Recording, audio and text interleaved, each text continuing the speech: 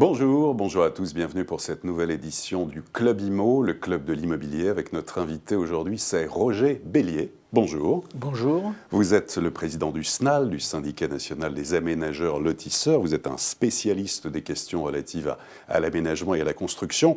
Alors, la construction neuve en France est au plus bas. La loi ALUR, qui a été votée la semaine dernière au Parlement, va-t-elle permettre de construire plus et mieux ? Alors la loi ALUR, qui a été votée la semaine dernière, comme vous le rappelez, effectivement devrait permettre de construire davantage de logements que ceux que malheureusement nous construisons aujourd'hui, puisque nous sommes dans une période de décélération en matière de construction de logements. Mais il ne faut pas se leurrer, la loi ALUR connaîtra des résultats concrets, perceptibles en termes de construction de logements, uniquement dans un délai à moyen terme. Si l'on regarde par exemple les nouveaux documents d'urbanisme qui sont prévus dans la loi ALUR, en l'occurrence les plans locaux d'urbanisme intercommunaux, ces plans doivent être mis en place, mais avant le 31 décembre 2016. Donc vous voyez, bien sûr c'est la date limite, vous voyez que dans cet échéancier de temps, les choses se mettront en place, mais sur une durée quand même dont l'effet ne sera pas immédiat. Alors justement, les mises en chantier, plutôt les permis de construire de l'année 2013, qui sont les mises en chantier de l'année 2014, sont en recul. Comment inverser la tendance ? Alors ce qu'on constate aujourd'hui, c'est qu'effectivement, les obtentions de permis de construire sont grosso modo en retrait de 15%. C'est l'indicateur avancé de la production de logements sur 2014 et 2015. Et donc nous allons constater en 2014 une baisse de l'ouverture du nombre de logements à la construction par rapport à 2013. Donc ça, c'est inévitable. C'est inévitable. Aujourd'hui, c'est inévitable puisque dans les compteurs, si je puis dire, si vous voulez, les chiffres sont déjà constatés. Alors, si on veut véritablement inverser la tendance, il faut, à mon avis, provoquer deux choses qui sont extrêmement importantes. Il faut, premièrement, redonner de la confiance. Il faut redonner de la confiance aux ménages et il faut redonner de la confiance en priorité aux primo-accédants, car ce sont eux qui constituent le socle durable et important sur lequel on va pouvoir relancer le logement en France. Pour cela, il y a un certain nombre de mesures techniques qui pourraient être mises en œuvre, comme par exemple l'extension de l'amortissement différé du prêt à taux zéro. C'est un petit peu technique, excusez-moi, mais c'est un processus qui permet aux jeunes ménages de se constituer un apport personnel pour acheter un premier logement, apport personnel qu'ils n'ont pas. Alors, je suis un petit peu triste de constater que, par exemple, sur l'année 2013, il y avait 80 000 prêts à taux zéro qui avaient été budgétés au niveau de la loi de finances et qu'au 31 décembre 2013, on n'en a consommé que 36 000. C'est-à-dire qu'on n'a pas été en capacité de consommer ce qu'on avait budgété, tout cela parce que les acquéreurs potentiels qui pouvaient profiter de ce prêt n'avaient pas les moyens de se constituer un apport personnel. Donc là, vous voyez, il y a un effet de levier qui serait immédiat.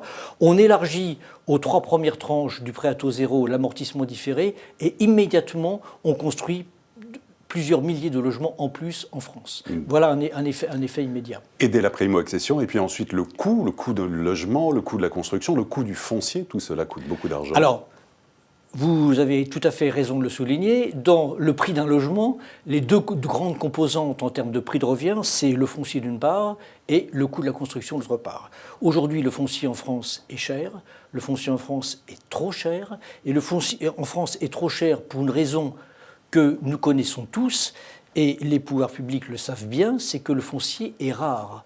On a organisé depuis des années une sorte de rareté du foncier, si vous voulez, parce que avec tout un carcan à la fois fiscal et administratif, les terrains constructibles sont extrêmement peu nombreux, et comme ils sont peu nombreux, ils sont extrêmement chers.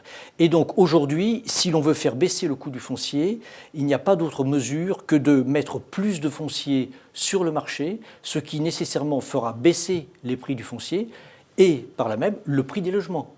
Et pour cela, il y a des mesures fiscales qui existent, qu'on connaît bien. Il y a un levier fiscal qui serait formidable, qui est simplement d'inverser le principe de taxation de plus-value sur les terrains lorsque le propriétaire d'un terrain vend son terrain à un opérateur qui va faire du logement. Aujourd'hui, il est, je dirais, il est très très fortement fiscalisé. La fiscalisation peut monter jusqu'à plus de 50% du gain qu'il va faire. Donc il n'est pas du tout enclin à vendre son terrain.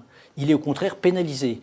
Ce que nous avons proposé au niveau du SNAL, et ce qui d'ailleurs a été repris par Madame Duflot, puisque la ministre a effectivement, je dirais, pris à son compte la proposition que nous avions faite d'ailleurs avec d'autres fédérations et d'autres syndicats spécialisés dans le logement, c'est d'inverser le système de taxation, de telle sorte que le propriétaire qui vend son terrain à un opérateur qui va faire du logement, quelque part, il fait acte de civisme, puisqu'il y a une crise du logement en France, et il met son terrain sur le marché. Donc, plus il le vend tôt, moins il est taxé, et plus il le vend tard, plus il est taxé. Si un principe aussi simple que cela était mis en œuvre, il est bien évident qu'immédiatement, il y aurait un effet de baisse du prix du foncier, puisqu'il y aurait plus de terrain qui serait mis sur le marché. Quels sont les principaux enseignements de l'étude menée avec l'Union des maisons françaises pour réconcilier le foncier et le logement ? Alors, si vous voulez, ce que nous avons constaté, c'est que très souvent, on nous fait le reproche, à nous, aménageurs, de dire « mais vous êtes des consommateurs d'espace ». Alors, d'abord, je pense que le terme de consommation d'espace, sans vouloir faire de sémantique trop fine, mais je pense que le terme de consommateur d'espace n'est pas le bon terme qu'il faudrait utiliser. Je pense qu'il faudrait utiliser le terme de utilisateur d'espace. Et on nous a dit à plusieurs reprises, et à moi le premier, si vous voulez, on nous a dit, mais en France, on consomme l'équivalent d'un département tous les 7 ans. Bon. On artificialise, parce que c'est le mot à la mode en ce moment, on artificialise un département tous les 7 ans. Je dois dire que j'ai été très surpris quand j'ai appris ça, parce que d'abord je me suis rendu compte que les gens qui disaient ça, généralement, ça ne reposait sur aucune étude scientifique sérieuse. Ça, c'était un premier point, donc je pense qu'il faut essayer toujours de relativiser les choses. Et donc ce que nous nous sommes dit avec l'UMF, l'Union des maisons françaises, c'est que nous allions demander à un expert d'approfondir, si vous voulez, cette consommation d'espace, entre guillemets, pour savoir véritablement quels étaient les vrais chiffres. Parce qu'aujourd'hui, en fait, on les ignorait. Donc on a confié cette étude à Olivier Piron, qui est un ancien haut fonctionnaire, qui est une personne tout à fait respectable, c'est un expert, donc il ne peut pas être targué d'aucune partialité, si vous voulez, dans les recherches qu'il a pu faire. Et on s'aperçoit qu'aujourd'hui, très concrètement, sur les 10 dernières années, en France, on consomme, on utilise 14 000 hectares par an pour faire du logement. 14 000 hectares, c'est-à-dire que, en fait, ça représente 1/30 de la surface moyenne d'un logement. C'est-à-dire qu'en fait, on utilise, on consomme, on artificialise 1/30 de départements par an, c'est-à-dire un département tous les 30 ans pour faire du logement.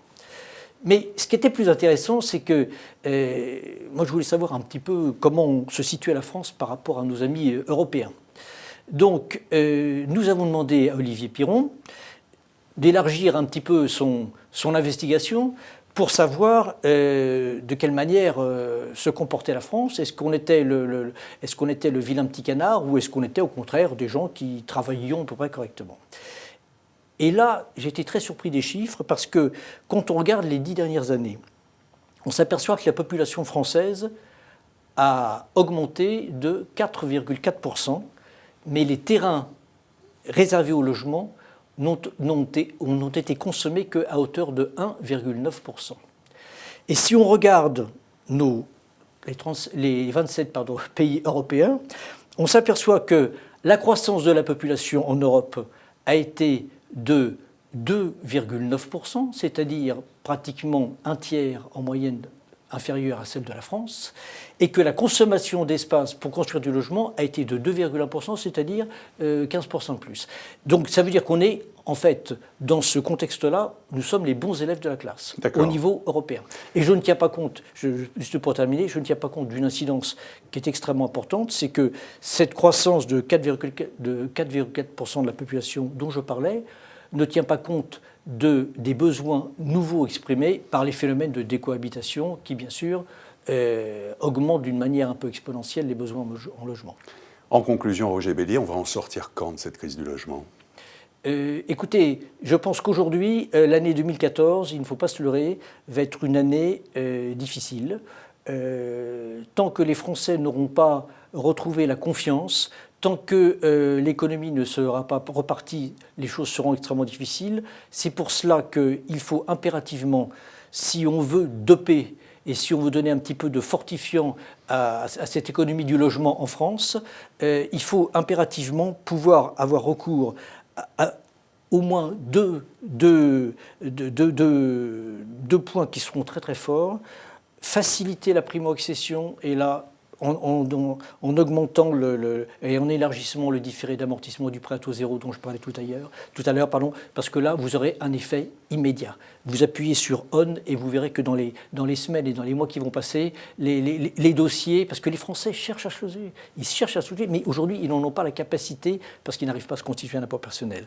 Donc, premièrement, élargir la primo-accession. Deuxièmement, ne pas matraquer fiscalement les propriétaires, avoir une fiscalité dynamique et incitative en matière de foncier. Et là, à ce moment-là, on relancera le logement en France. Roger Bellier, merci beaucoup. Merci. Et à très bientôt pour une prochaine édition du Club Imo, Explore Imo, Le Figaro.